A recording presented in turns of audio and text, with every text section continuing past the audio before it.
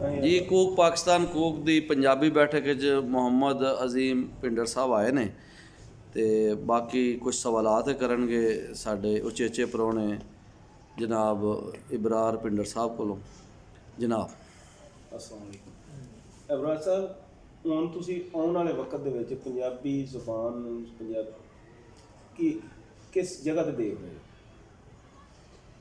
ਇਹਦਾ ਗੁਜ਼ਾਰਿਸ਼ ਇਹ ਹੈ ਕਿ ਅੱਜ ਦੇ ਜਦੀਦ ਦੌਰ ਦੇ ਵਿੱਚ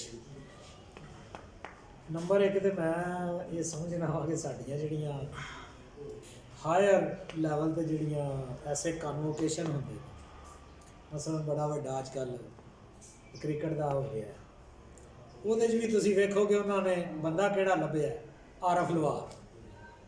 ਵਧੀਆ, ਠੀਕ ਹੈ ਜੀ।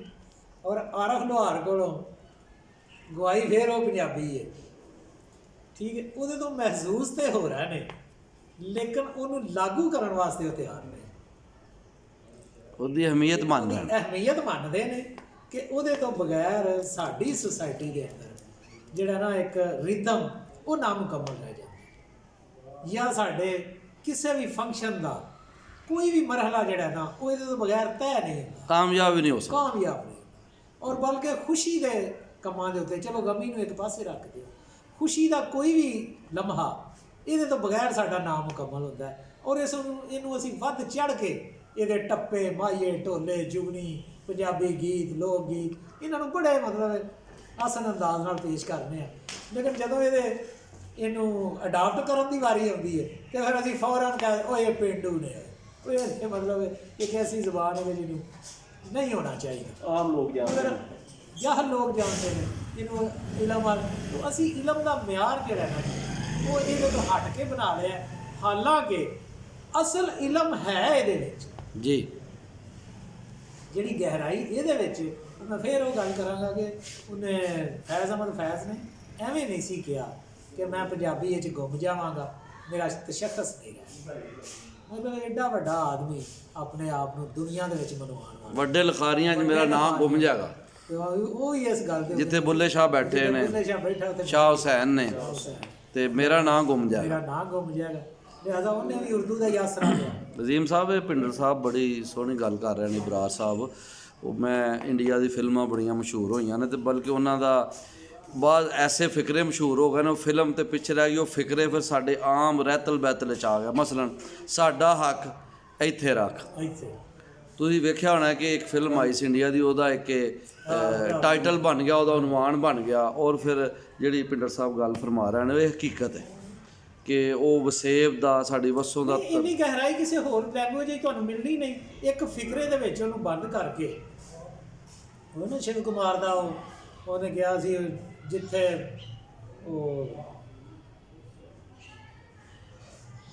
ਇਤਰਾਂ ਦੇ ਵਗਦੇ ਨੇ ਚੋ, ਜੀ ਉੱਥੇ ਮੇਰਾ ਯਾਰ ਵਸਦਾ, ਉੱਥੇ ਮੇਰਾ ਯਾਰ ਵਾਸਤਾ, ਜਿੱਥੋਂ ਕੁਝ ਉਹ ਆਉਂਦੀ ਜਿੱਥੋਂ ਆਉਂਦੀ ਹੈ ਮਤਲਬ ਪੀਨੀ ਖੁਸ਼ਬੂ, ਉੱਥੇ ਮੇਰਾ ਯਾਰ। ਤਾਂ ਉਹਨੇ ਏਡੀ ਗਹਿਰਾਈ ਦੇ ਵਿੱਚ ਉਹਨੇ ਇਤਰ ਨੂੰ ਨਹਿਰਾਂ ਦੀ ਤਰ੍ਹਾਂ ਚਲਾ ਕੇ ਵਹਾ ਦਿੱਤਾ।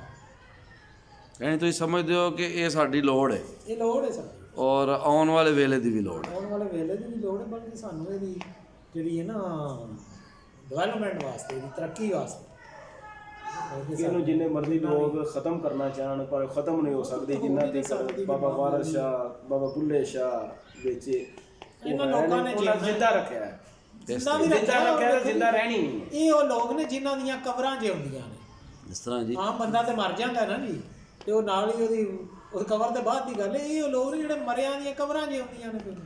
ਔਰ ਅਜ਼ੀਮ ਸਾਹਿਬ ਤੇ ਜਨਾਬ ਇਬਰਾਰ ਸਾਹਿਬ, ਇੱਥੇ ਇੱਕ ਗੱਲ ਦਾ ਮੈਂ ਵਾਅਦਾ ਕਰਾਂਗਾ, ਬੜੀ ਸੋਹਣੀਆਂ ਗੱਲਾਂ ਹੋ ਰਹੀਆਂ ਨੇ ਕਿ ਨੁਸਰਤ ਫਤਿਹ ਅਲੀ ਖਾਂ ਇੱਕ ਬੜਾ ਵੱਡਾ ਗਾਇਕ, ਬੜਾ ਨਾਂ ਹੈ, ਤੇ ਇੱਕ ਸਾਡੇ ਦੋਸਤ ਸਨ ਸਿੰਧ ਦੇ, ਤੇ ਉਹਨਾਂ ਪੰਜਾਬੀ ਦੋਸਤਾਂ ਨੂੰ ਕਿਹਾ ਕਿ ਯਾਰ ਤੁਹਾਡੀ ਕਿਸਮਤ ਬੜੀ ਚੰਗੀ ਹੈ, ਪੰਜਾਬੀ ਪੂਰੀ ਦੁਨੀਆ 'ਚ ਜਾਣੀ ਜਾ ਰਹੀ ਹੈ ਅੱਜ ਵੀ। ਹਾਲਾਂਕਿ ਬੈਨ ਹੈ ਪਾਕਿਸਤਾਨ 'ਚ, ਕੋਈ ਪੜ੍ਹਾਈ ਲਿਖਾਈ ਦਾ ਉਸ ਤਰ੍ਹਾਂ ਇੰਤਜ਼ਾਮ ਨਹੀਂ, ਲਾਜ਼ਮੀ ਸਬਜੈਕਟ ਨਹੀਂ, ਮਗਰ ਕੀ ਹੈ ਸੁਣ ਚਰਖੇ ਦੀ ਮਿੱਠੀ ਮਿੱਠੀ ਖੂਕ ਮਾਹੀ ਆਵੇ, ਤੇ ਅੰਗਰੇਜ਼ ਨੱਚ ਰਿਹਾ ਉਹਦੇ ਤੋਂ ਬਗੈਰ ਮੈਂ ਨਹੀਂ ਆਉਂਦਾ। ਤੇ ਉਹਨੇ ਕਿਹਾ ਜੀ ਨੁਸਰਤ ਇੱਕ ਬੰਦਾ ਉੱਠਿਆ ਹੈ ਜਿਹੜਾ ਪੂਰੀ ਦੁਨੀਆ 'ਚ ਉਹਨੂੰ ਸੁਣਿਆ ਜਾ ਰਿਹਾ ਹੈ, ਜਾਪਾਨ ਕੀ ਤੇ ਯੂਰਪ ਕੀ, ਔਰ ਜਿਸ ਵੇਲੇ ਪੰਜਾਬੀ ਕਲਾਮ ਸੁਣਾਉਂਦਾ ਉਹ ਤੁਹਾਨੂੰ ਪਤਾ ਨਾ ਨਿਜ਼ਾਮੀ ਸਾਹਿਬ ਜਿਹੜੇ ਸ਼ਾਇਰ ਨੇ ਫੈਸਲਾਬਾਦ ਦੇ, ਉਹਨਾਂ ਦਾ ਉਹ ਕਲਾਮ ਉਹਨੇ ਸਾਰਾ ਪੜ੍ਹਿਆ ਅੱਜ ਵੀ ਰਾਹਤ ਔਰ ਹੁਣ ਰਾਹਤ ਪੜ੍ਹ ਰਿਹਾ।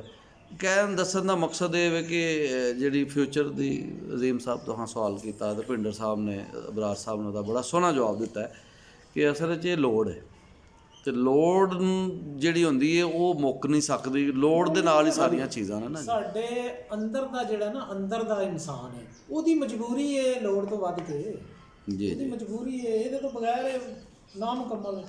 ਉਹ ਜੀ ਅੱਜ ਅਸੀਂ ਜਿਹੜੀ ਪੰਜਾਬੀ ਬੈਠਕ ਸੀ ਇੱਥੇ ਸਜਾਈ ਹੈ, ਅਰੂਪ ਬੜਾ ਤਾਰੀਖੀ ਸ਼ਹਿਰ ਹੈ, ਇਹਦੀ ਤਾਰੀਖ 'ਤੇ ਵੀ ਗੱਲ ਕੀਤੀ ਹੈ ਬਰਾੜ ਸਾਹਿਬ ਨੇ ਔਰ ਅਜ਼ੀਮ ਸਾਹਿਬ ਨੇ, ਮੁਹੰਮਦ ਅਸਲਮ ਰਾਸ਼ਦ ਸਾਹਿਬ ਨੇ, ਔਰ ਸਾਡੇ ਕੋਲ ਨਾਲ ਖੇਤ ਦੱਸ ਰਹੇ ਨੇ, ਜ਼ਰਖੇਜ਼ ਜ਼ਮੀਨ ਹੈ ਇੱਥੋਂ ਦੀ ਔਰ ਸਬਜ਼ਾ ਉੱਗਿਆ ਹੈ, ਉਹ ਕੀ ਆਂਦੇ ਨੇ ਕਣਕ ਜਿਹੜੀ ਉਹ ਸੋਨਾ ਕੱਢ ਰਹੀ ਹੈ, ਤੇ ਇਹ ਧਰਤੀ ਦੱਸਦੀ ਹੈ ਕਿ ਧਰਤੀ ਪੰਜ ਦਰਿਆਵਾਂ ਦੀ ਹੈ, ਤੇ ਔਰ ਇਹੀ ਇਹਦੇ ਜ਼ਿੰਦਗੀ ਦਾ ਸਬੂਤ ਹੈ ਕਿ ਜਿਸ ਤਰ੍ਹਾਂ ਸਬਜ਼ੇ ਦੇ ਬਾਰੇ 'ਚ ਕਿਹਾ ਜਾਂਦਾ ਹੈ ਕਿ ਉਹ ਸਬਜ਼ਾ ਜ਼ਿੰਦਗੀ ਦੀ ਅਕਾਸੀ ਹੁੰਦੀ ਹੈ, ਤੇ ਪੰਜਾਬ ਸਬਜ਼ ਹੈ ਔਰ ਅੱਲਾਹ ਤਾਲਾ ਨੇ ਇਹਨੂੰ ਆਬਾਦ ਕੀਤਾ ਹੋਇਆ, ਇਸ ਲਈ ਇਸ 'ਤੇ ਖਾਸ ਕਰਮ ਹੈ।